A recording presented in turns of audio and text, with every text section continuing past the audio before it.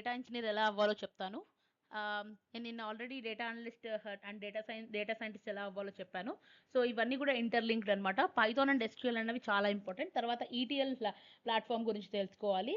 That is extract transform load అనమాట. తర్వాత data modelling, ఇక్కడ ఏం చేస్తామంటే ఈఆర్ డయాగ్రామ్స్ డిజైన్ చేస్తాము. అలాగే బిగ్ డేటా టెక్నాలజీస్ గురించి తెలుసుకోవాలి, హడూప్ అండ్ స్పార్క్, ఎందుకంటే హ్యూజ్ అమౌంట్ ఆఫ్ డేటాని ఎలా స్టోర్ చేస్తారో తెలుసుకోవాలి. తర్వాత డేటా వేర్ హౌస్ అనమాట.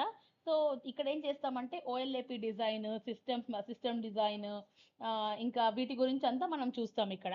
నెక్స్ట్ వచ్చేసి క్లౌడ్ ప్లాట్ఫామ్స్ నేర్చుకోవాలి, అజూరు, ఏడబ్ల్యూఎస్ కానీ గూగుల్ క్లౌడ్ కానీ. తర్వాత డేటా ఇంటిగ్రేషన్ అంటే ఏంటి నేర్చుకోవాలి, షెల్ స్క్రిప్టింగ్ నేర్చుకోవాలి, డేటా క్వాలిటీ మేనేజ్మెంట్ గురించి తెలుసుకోవాలి. తర్వాత అపాచీ ఎయిర్ ఫ్లో అంటే ఏంటంటే స్టెప్ బై స్టెప్ చేసిన వర్క్ని ఎలా మేనేజ్ చేయాలి అన్నది అక్కడ ఉంటుంది. గిట్ గురించి తెలుసుకోవాలి, డేటా గవర్నెన్స్ అంటే తెలుసుకోవాలి. తర్వాత అపాచీ కాఫ్కా అంటే ఏంటి అంటే live streaming of the data గురించి తెలుస్తుంది. థ్యాంక్